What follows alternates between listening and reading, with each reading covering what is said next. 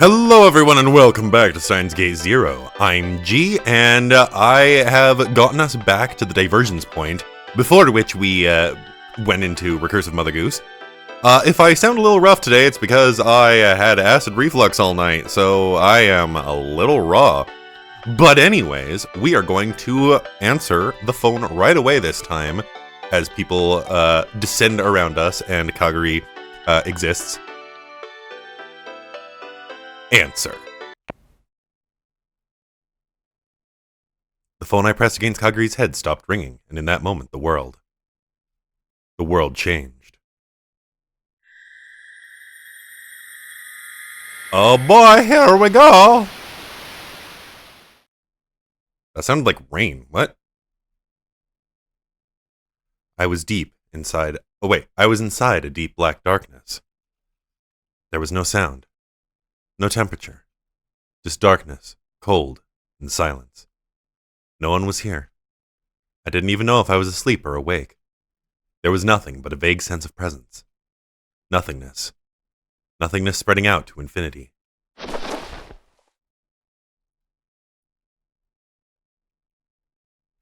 Huh? What was I doing? Wasn't I... Hey, Okabe, if you keep lying there, you'll catch a cold. Huh? I turned towards the voice. Standing there next to the open curtains of the development room was... What? Oh, there you are, Kursu.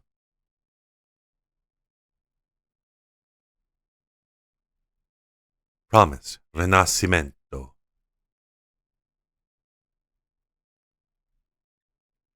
What do you mean, there you are? I've been here the whole time. Have you? Yep, yesterday and the day before. I've been here a long time. It did seem that way, come to think of it. My head seemed like it was full of fuzz.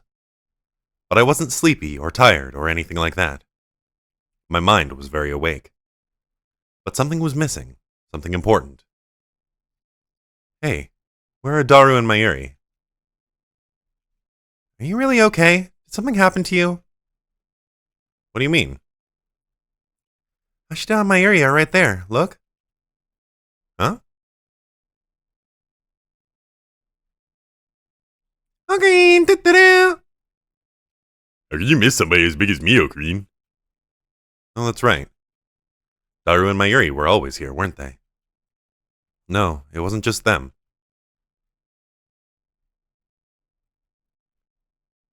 Come on, you doing okay now? I'll use my cane charms to make you feel better now. Yama, if there's anything I can do to make you feel better, just tell me. There's Naruko, too. And... I'll make you a special juice from the edible grasses I found in this area, Rintaro Okabe. I'm here too, Okabe. Suha and Moeka. All of the lab members were in the lab, like they always were. That's right. This was my daily life. This was how I spent every day. It appears everyone has arrived. Therefore, we shall now begin the 65,536th round table. Are you ready? You're always so loud. And you need to wipe that self-satisfied expression right off your face, assistant. I keep telling you I am not your assistant. Green and Karasu are always such good friends. You're the perfect couple. Now go explode. Wait, Hashida, I am not in a relationship with this guy. They say the closer you are, the more you fight, yeah.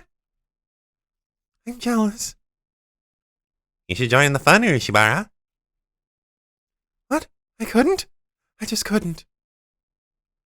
Fun. Stop wasting time, guys. We're starting the meeting. So what are we talking about today? What else? Our topic for today is... What? Our topic... Okabe? Something was wrong. Green? Everything seemed the same, but... What's wrong, Green? That's right. It was cold. Yama?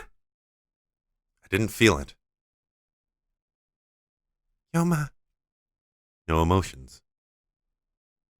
Okabe. No warmth. Okabe. Everyone was here. But it was cold and dark. Cold. Cold. Cold, cold, cold, cold, cold, cold, cold, cold, cold, cold, cold, cold, cold. It was so cold it felt like the marrow of my bones was going to freeze. Like my bones were made of ice. Like all the blood in my body had been replaced with mercury. It was cold. It felt like I was going to freeze at any moment. What was this? Where was this place? Where was I?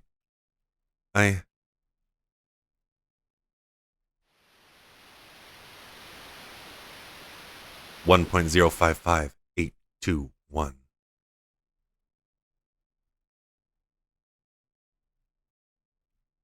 Where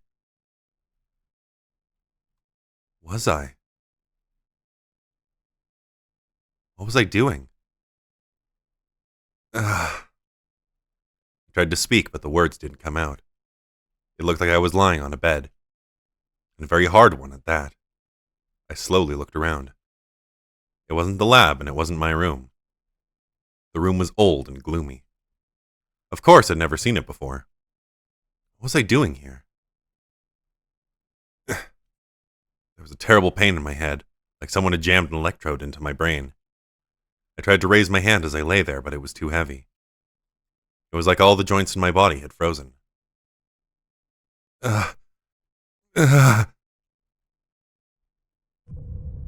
It took all my strength to slowly sit up. Each time I moved a little, my muscles screamed and pain ran through my whole body. After several minutes, I finally succeeded in sitting on the edge of the bed and looking down. I realized I was wearing a white gown like hospital patients wear. There was some kind of equipment on my head, and the cables coming out of it were connected to a strange machine. What had happened to me? Just a moment ago, I was... That's right, Kaguri. Kirisu's memories had been downloaded into Kaguri's head. We tried to erase them by overwriting them with Kaguri's own memories. And then... That's right, I remembered now. The ward line had shifted right after that. What had happened then? I tried to remember, but it was like my mind was filled with fog. For now, I needed to figure out where I was. I took off the headgear and got out of bed. And collapsed. This didn't make sense. Was I just dizzy after all that was going on in my head? I tried to stand up again. And I couldn't get any strength in my legs. I kept standing up and falling over, and in the end I was only able to get up by grabbing the side of the bed. Could standing on my own 2 feet be so exhausting? Was I sick with some terrible disease?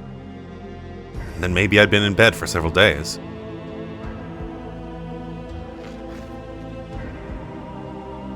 I somehow managed to drag my weak legs to the door. It was bizarrely heavy. Or maybe it just seemed that way to me. It only opened after I put my full weight on it. The door was locked, but it seemed to be the kind that could be opened from the inside. I walked down the dark hallway, leaning up against the wall for support. At the end of the hall were stairs. I clung to the railing and slowly walked up them. At the end of the stairs, I found a hatch. Using the full strength of my back, I was just barely able to get it open. I was inside an old building. I walked down the crumbling hallway, still clueless as to what was going on, and finally found the door to the outside. Exhausted, I staggered outside, and I saw...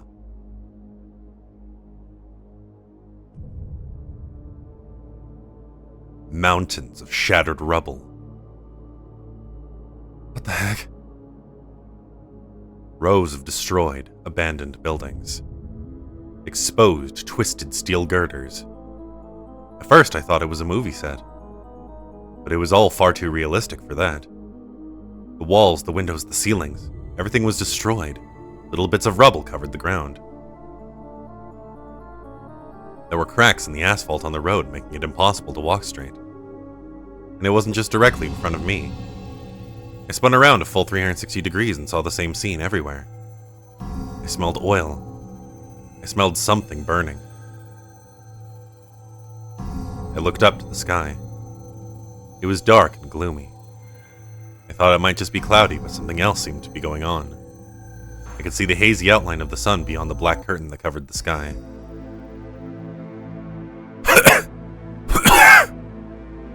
A violent pain in my throat made me cough. I quickly covered my mouth with the sleeve of my gown. My eyes stung. I tried once more to calm down and see if I could remember what happened, but I had no luck.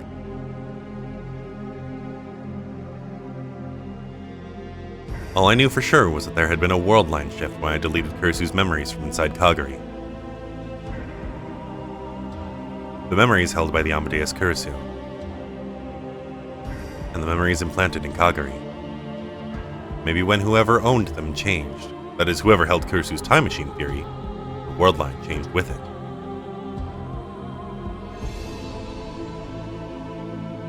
And this was another altered world line.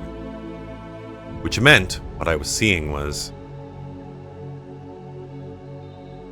I saw what looked like an ash-covered stick poking out of the ground in the corner of my eye. I slowly went to take a closer look. It was sticking out of the rubble, and at the tip it split into 5 smaller branches. It was a hand. It was a human hand that had been scorched pitch black. A terrible feeling came rising up out of my stomach.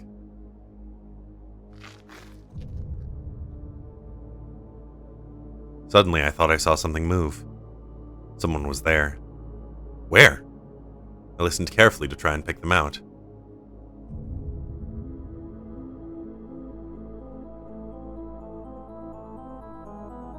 The other side of that big building. I could hear some kind of sound from over there. Was someone there? If there was, maybe they could tell me what the hell was going on. Trying my best not to make any sound, I peeked through the walls of the crumbling building.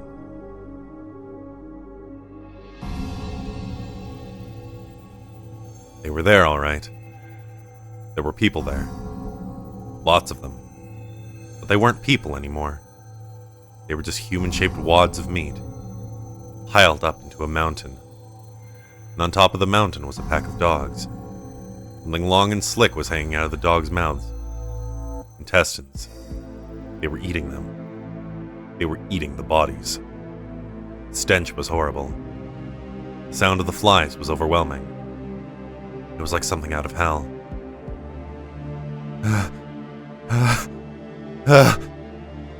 My gaze met the vacant eyes of one of the bodies.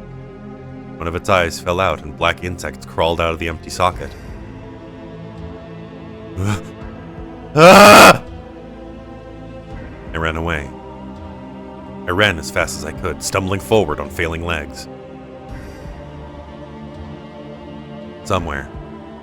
Was there somewhere around here that was sane? But no matter how far I went, it was the same thing. Mountains of rubble. Rows of abandoned buildings. All I could see were the dead. There were no living humans. And then I found it. There were rows of huge buildings, which all looked as if they were about to fall over. The roads were full of cracks. There was a warped overpass sticking out of the ground. A few rows of iron and railroad ties. I knew it. I knew this place. It was only a shadow of its former self, but I knew it. This was Akihabara, which meant... What happened to the lab? Where was Mayuri? Where was Daru? Where was Ferris? What about Rikuko or Suzuha? What happened to Maho and Kagari? Just as I ran toward the lab to find out, I heard footsteps behind me. Rough footsteps stomping over the rubble, more than one set. They got louder and louder, and soon I saw them coming towards me from between the crumbling buildings. There were 3 of them. They each had assault rifles in their hands.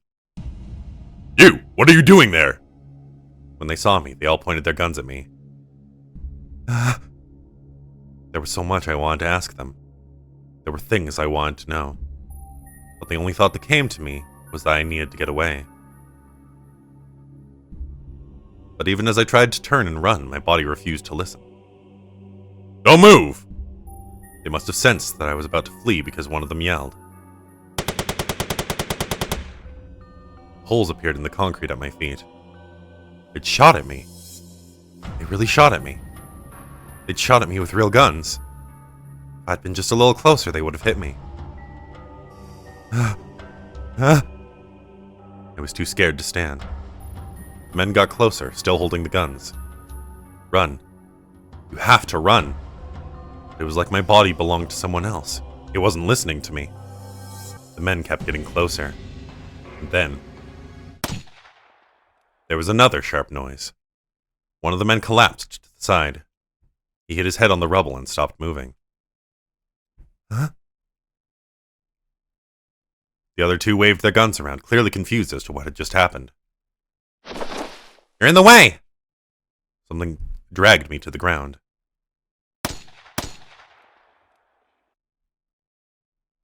And then more gunshots. The two of them fell backwards, still holding their weapons, at almost the exact same time. They'd died. Right in front of me. Someone had died. I could do nothing more than sit there and watch as a silhouette moved in front of me. Are you trying to get killed? I looked up, and the person I saw was Suzuha. Come on, how long are you just going to sit there? Did you kill them? What kind of stupid question is that? It was a colder voice than I'd ever heard. You're Suzuha, right? Her iron mask of an expression suddenly changed to surprise. But that was only for a moment. A second later, and the fierceness had returned. Who are you? Did she really not? You don't know who I am?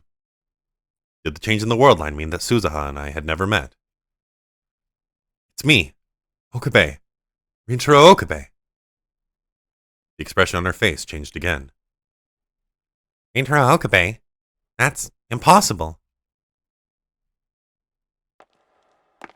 Two pairs of icy footsteps sounded in the darkness. This way. After I'd given my name, Suzuha had stared at me suspiciously for a moment. Then she'd made some kind of call and told me to come with her. She made me wear a blindfold almost the entire time, though. So I had no idea which way I'd gone or where I was. Stop. I did as she said. When I heard the knock, I finally realized we were in front of a door. Moi moi for you. Bakyun-kin. Come in. Evidently that was the password. I could only think of one man who'd choose such a stupid password. I heard the sound of a heavily locked door opening, and at last I saw a dimly lit room in the darkness. The room was piled high with what looked like mechanical junk. Rows of instruments lined the walls. A man was sitting in front of them, looking straight at me. I'm so glad you're finally awake, Ocarina. Who was this guy? How do you know my name? He must have been in his mid-40s. He was a big, broad-shouldered man with a stubbly face. There was a sharp but gentle light in his eyes. I felt like I'd seen him somewhere before. Who are you? Aw, jeez. Did you forget everything about me? Even after all that's happened, it still hurts, Ocarina. The way he talked. And that voice. There was only one person it could be. That was... Are you... Daru? The man's face broke into a broad smile. Good, you did remember. I thought you'd forgotten. Daru, is it really you? Who else do you know that's as handsome as me, right, Suzuha? I might admit that if you lost a little weight. Don't say that. I've lost a lot since I was younger. Indeed, the Daru in front of me was quite a bit slimmer than the Daru I knew. Hey, wait, Dad, why are you talking funny? I don't usually talk like this, but I figured it would make things easier for Ocarina. The more pressing issue, though, was his age. He was clearly a middle-aged man. The youngest I could possibly imagine him to be was his early 40s. Then I saw a shelf in the corner. I saw a man I didn't know reflected in this glass. It was another man like him, in his 40s. He was staring at me with a gloomy, sunken face. I slowly raised my right hand, and the man raised his left as he copied me. Daru, tell me something. Anything you want, man. What year is it? Daru's smile quickly became something more serious as he answered me. It's 2036. The world is at war.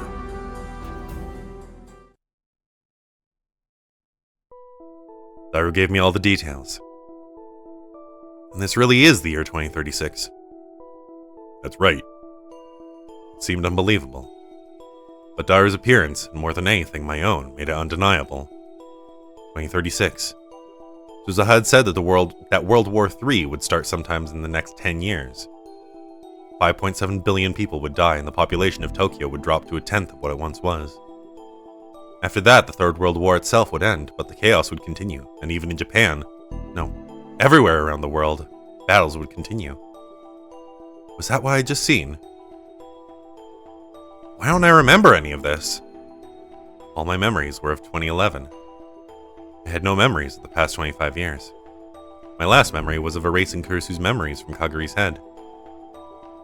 And Suzuha told me that I would die in 2025. Why am I alive? I want to know that too, Dad. Suzuha chimed in. We were all told Uncle Ocarine died 10 years ago. Suzuha leaned over him. What's going on here, Dad? Did you lie to all of us? Calm down, Suzuha. I'll explain. Daru looked at me as if he was remembering old times, and then resumed his explanation. Ocarine, you said you've only got memories up to halfway through January 2011, right? Yeah, the world line changed in January 2011. That's all I remember. I'd gotten 25 years older without realizing it. That fact was starting to eat away at me. Maybe there's some problem with your body, or maybe you're just confused. You should have memories up to the end of January 2011. The end? Why the end of the month? It was the end of the month when Mahotan saved your memory data. Gajo saved my memories? Guess you told Mahotan to take memory samples from you to help with the Amadeus research, right? Volunteered for Amadeus? And then I realized something incredible. Which means that inside my brain... Yep, just like you guessed, your memories are the ones that were digitized in 2011. Digitized memories. Inside my head. Wait, Dad, I don't understand what's going on. How is Uncle Ocarine alive, anyway? You told me he died in 2025, right? He did. For all intents and purposes, anyway. For all intents and purposes? That was when the race to make the time machine was at its peak. Everybody in the world wanted the paper that Kurisu Makise had written in her memories. By the time, Stratfor had everything that she'd left behind. Stratfor. But even if they had it, they couldn't read it. They couldn't break the lock, you see. By the way, I was the one who built that lock in 2010. So they decided to capture someone who knew her well and get information from them. And that was me. They did everything they could do, that they could think of to try and get information about Kurisu Makise out of you. When we rescued you, your mind was shattered. You'd lost the ability to ever survive on your own. You were as good as dead. There was no chance you'd get better. Then, his body was alive? That's right. Ocarine himself had given me the idea. He was starting to get worried about how they were after him. You could have at least told me, right? You know what they say, right? To deceive your foes, first deceive your friends. What? Suzuha seemed a little depressed. It must have come as a shock that her dad didn't trust her. Don't be like that, Suzuha. Only a very few people in Valkyrie knew about this. I knew the name Valkyrie. Suzuha had talked about it a lot in 2010. It was the name of Daru and Suzuha's resistance organization. Let's move on. Okarine's mind was shattered, and he was incapable of surviving. If he didn't do something, even his body would have died. So a few people who knew the truth have been watching over him for years in another facility. From 2025 to 2036. 11 years without letting anyone find out. Needed nutrients to keep your body alive. And since I was in bed the whole time, my joints would have gotten stiff, and friction against the bed would have caused my skin to split open. Someone had watched over me the whole time to keep that from happening. Was it Mayuri? Not just Mayushi, Bearstan and Urikashi, and Mahotan too. They were alive. Mayuri, Ferris, and Rikako. Even in this terrifying world, they were still alive and still looking after me. They had been for years. Hitaru. Why did I wake up now? My memories had been digitized in 2011. If they'd known these memories existed, they could have downloaded them into me a lot earlier, right? That's easy to explain. Until just a little while ago, we didn't know where they were. Actually, Stratford had been holding on to your and Kursu's memory data the entire time. We just didn't know where it was. I found it 2 weeks ago. Want to guess where it was? It'll shock you. Where? Right next to us the whole time. It was at our college. No way. Tokyo Denki? They had a base in the basement. Not that there's much of anything left there now. Stratford had a base in the basement of Tokyo Denki. So 2 weeks ago, we managed to salvage your memory data and download it into your brain. For the next 10 days, I hadn't woken up. And just as they were all about to give up, I'd finally awoken. For 25 years. 25 years. I stared at my hands. They were so thin I could almost see the bone, and I could see veins popping out of them. The face reflected in the glass was unhealthy and wrinkled. My hair was starting to turn white, too. So I woke up after 25 years. I'm just like Urashima Taro. I can understand that it'll take you a while to process it. Of course, it was a shock. But the most shocking thing was... these memories were once data, huh? My memories since I was a kid. My memories of that summer. My memories with Kursu. All of them had been transformed into zeros and ones.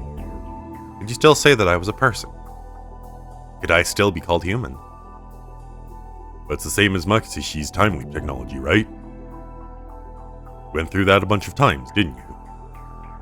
He was right. But even if I knew it in my head, it still felt strange. I'd been cut off from 25 years of time. It had all been forgotten and left behind in a digital world. It felt like it had been stolen from me. I still can't accept this. Oh, don't say that, Suzuha. You're lucky, Dad. You managed to deceive the whole world that way. You didn't have a choice. Deceived, huh? I'd been deceived, too. I'd been told that I was fated to die in 2025. And that even in the beta world line that wouldn't change. But no matter how it happened, I was alive right now. Even in the past, I'd been deceived by the future. And it wasn't just me. Suzuha and everyone else. The whole world had been deceived. The world was deceived. And then there was a knock on the outside of the door. There was a visitor, it seemed. Suzuha got close to the door. Moi for you. Bakyun-kyun. After hearing the world's most ridiculous password, Suzuha unlocked the door. It opened and a young girl came in. Uncle Daru! Big sis Suzuha! Toot-doo! Kagari, I told you not to come here unless you had a reason. Kagari. This child was a young Kagari. Sorry, my mommy and everyone else left and they haven't come back. Now, don't get so mad. You're spoiling her again, Dad. You need to be strict at times like this. The way they'd interacted hadn't changed in 25 years. I ignored them and looked at Kagari. And she seemed to notice me too. Hello. Hello. Who are you, mister? Me? I know. I'm a friend of your mother's. I hesitated for a moment, but decided not to give her my name. A friend of Mommy Mayuri's? Yeah, that's right. Huh. Is your mommy nice? Yup. You like her? Yup, I love her. I see. I could see the love she felt for her mother radiating from her face. Mayuri must have raised her with a lot of love, too. She'd been raised with everything Mayuri could give her. But after this, she was going to go to the past. She would be all alone in the past, separated from her beloved Mayuri. And then they would catch her and use her as a test subject. Hey, Dad, did you tell Big Sis Mayu that Uncle was up? Oh no, I forgot. I need to do that. He took out what looked like a small wireless radio. This is Beryl Teeter. Come in, this is Beryl Teeter. You Stardust handshake. Over. The voice I heard from the speaker was definitely Mayuri's. It felt a lot calmer than what I was used to, but it was definitely Mayuri's. Wait, what was Stardust handshake? Mommy! Oh, Kaguri, you're with Uncle Daru? Yep. He's busy with something important, so don't bug him too much, okay? Okay. Anyway, Mayushi, I've got special news for you. Special news? Yup, you ready for this? Okarine's awake. Really? Ocarines, really? What's wrong, Mayushi? Ocarine. Ocarines. Did Okabe wake up? Really? Ocarine's awake, yeah? I heard one voice I knew after another coming from the radio. The voices didn't seem to have changed all that much. So I want you three to come back right now. Mayushi? What's wrong, Mayushi? It's no good. She's crying too much to talk. Well, I can see why. She wanted Ocarine back more than anyone. Mayuri. Anyway, you should get back here as soon as possible. Got it. We'll come back as soon as we get provisions. Everyone else was overjoyed, but I saw that Suzuha's expression was clouded. What's wrong, Suzuha? Why are you guys going out to get food? That wasn't planned for today. Huh? Sure it was. We got a message last night that it was today. No, it's a trap. Everyone get back here now. A scream from the speaker cut her off. What's wrong? What happened? We're under attack. The enemy. Damn it. Mayuri, Ferris, run. I'll hold them off. What if we do that, Mule? I'll be fine. Hurry. No, Nika. Nika-yan. Dad. Right. Suzuha started running and Daru followed after. Wait, Daru! I'm going too! Ocarine, in your condition. Let me go, please. He hesitated for a moment, but then quickly nodded and offered me his shoulder. He was a little thinner than when he was young, but his shoulder was still gigantic. I put my weight on it as we followed Suzuha.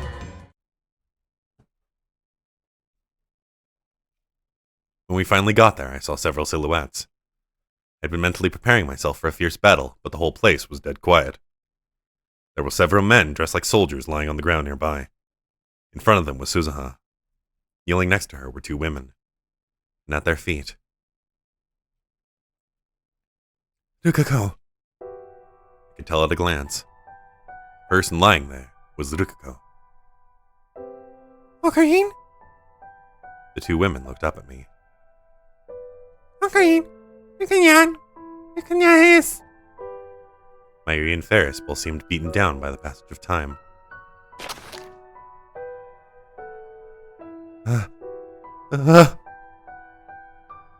Okabe?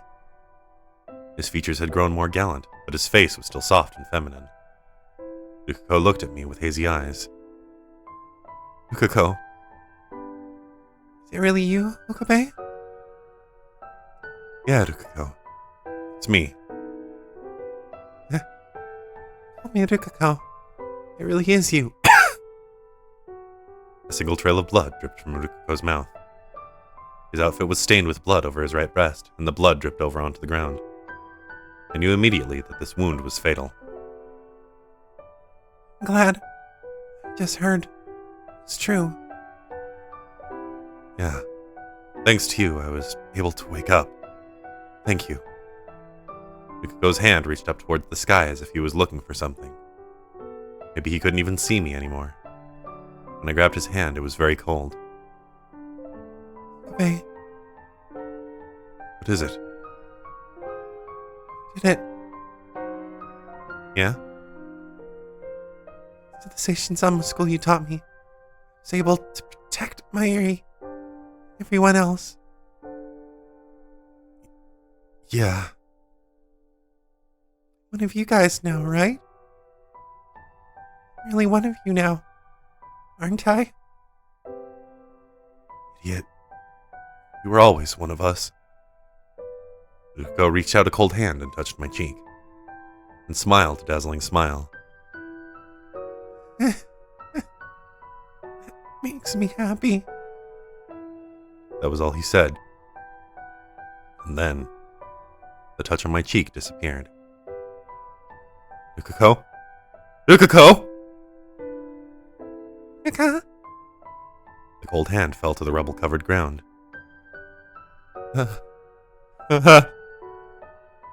Rukanyan! And never moved again.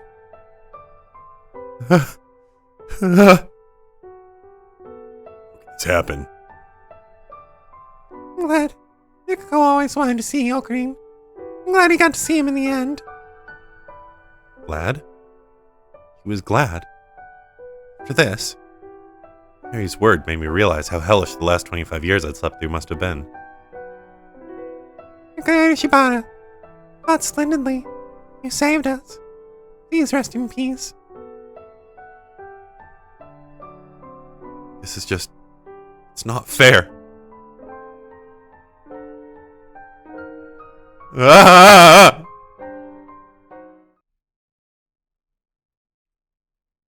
Where's Meishi? Cried herself out and went to sleep.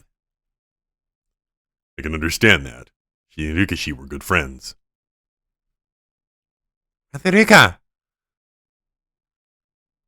Rikako was dead. He died protecting Mayuri and Ferris.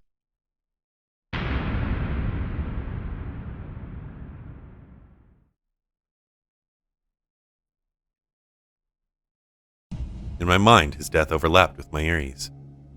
Mayuri's hands got colder, and so did Rukako's. It was the same no matter where I went. Mayuri, Rukako, and Kurisu. Everyone dies. A lot of people died after that war started. All of our friends from elementary school, all our friends from middle and high school, all our friends from college. Our relatives, our teachers, people we knew, kids, adults, even the people we loved. So many people died. I knew this was coming. At least I thought I knew. If I didn't reach Steins Gate, if I stayed in the Beta World Line, the world would eventually burn. I'd heard it 1,000 times. And I thought I knew what the future would be like. But in the end, it was just a story about the distant future. It didn't feel real at all. I could only imagine it. All I had were vague, unrealistic ideas. All the thousands of nightmares I'd experienced. I thought nothing could be worse than that. But when I saw it with my own eyes, heard it with my own ears, and felt it with my own skin, I realized that everything I'd thought was wrong. Piles of bodies, wild dogs devouring human corpses, dead soldiers, the smell of burning flesh, the smell of rotting organs, the warmth of Rukako's blood in my hands. The warmth of Mayuri's blood. The warmth of Kursu's blood. I thought that if nothing else, I'd managed to save Mayuri. At that Kursu die, I turned my eyes away from reality, and told myself that at least I'd saved Mayuri and the others. But in the end, I hadn't saved anyone. Even if I had, I'd only saved myself. I was the only person I'd managed to save. No one else. Not Kursu. Not Mayuri. Not Kagari. Not Dukako. I hadn't saved anyone. Release Kursu from the bonds of Amadeus. Huh? A message from you in the year 2025. A message from myself. The path to Steins Gate is a hard one. Trying again once or twice probably won't get you there. But I think starting there is the best way to get to it. I think that many futures are connected to the past. That's what you said 11 years ago. Release Kursu. So this world we're in isn't wasted. It's a world that we need. At least that's what I think. Of course, that doesn't mean I'm okay with things as they are. Daru. So, Kareen, why not go back and think about it? The moment when your memory's cut off. 2011? That's not... I could see my aged body in the glass. Anyway, even if I did go back, what could I do? You can do it. I heard a voice I recognized from the radio. It's been a while, Okabe. 11 years, I think. Yajo? Look in the back of the room. As if he'd known what she was going to say, Daru had moved to a spot in the back of the room where the lights didn't reach. Suddenly it got brighter, and I saw... the phone wave. I made this after hearing about it from you and Hashida, see? It's got a VR headset, too. I've got a lifter ready, too. Thought this may happen. Daru went on to explain that for the last 11 years he'd maintained an environment where I could receive the time leap, even in a coma. That made sense. Even if I was in a coma, as long as I put the receiver up to my head, it would still function. Mayuri and the others had taken care of my body since 2025. So Daru and Maho had known that this day would come 11 years ago. Or maybe I had told them so back in 2025. Your improvements mean that it's now possible to go back in time 336 hours. 336 hours? 2 weeks. But that will only get you part of the way back. We made the modifications to the machine about 10 years ago, so beyond that you'll only be able to go 24 hours, 48 hours at a time. I can't read, apparently. In other words, if I wanted to go back to the end of January 2011, I'd need about 3,000 time leaps. It's going to be a long and painful journey, but if you're still up for it. Almost 3,000 time leaps. Was I really capable of something like that anymore? If you get tired, you can rest part way. Daru. Don't worry, no matter what year it is, we'll always be with you. Yajo. You know, I've got a lot of regrets. Thanks to Amadeus, even after her death, a lot of people tried to use her for evil. For years, for decades. So I want your help too. Release her. Release Kursu from that ugly spiral of greed. Save Kursu. You're the only one who can. I didn't know if I could do it anymore. There was no guarantee that the path I was about to travel would ever lead to Steins Gate. But even so, maybe I should think it over again. What could I do? What should I do? Alright guys, I'm in. Okie dokie! As soon as the words were out of his mouth, he started getting ready. Okabe. If you ever see Kursu, tell her, in the future, I beat her time leap record 7 times over. Got it. If I ever saw Kursu. Ocarina, I'm all set. That was fast. Always kept it maintained. I figured you would. I bet. A phone wave in the VR headset. It looked a little different than what I'd seen in the old lab, but they were still our future gadgets. Oh, but are you sure you don't want to talk to Big Sis Mayu and the others? If I don't go now, I think my resolve is going to weaken. And even if I don't see them now, I'll be able to see them whenever I want in the past. It's right. Dairu smiled as I took the VR headset out of his hand and put it on my head. All right. See you 2 weeks ago. Yeah, see you 2 weeks ago. Hang in there. And then I jumped back into the past once more. And I think that this is a pretty good place to cut it. Shit got intense in this episode. I am so excited to see where this goes. I think I do know where this goes, to a certain degree, but I'm not 100% sure. Just because there are some noted differences between this and the anime adaptation. But for now, thank you all so much for following my playthrough of Steins Gate Zero, and I'll see you in the next episode. Bye now!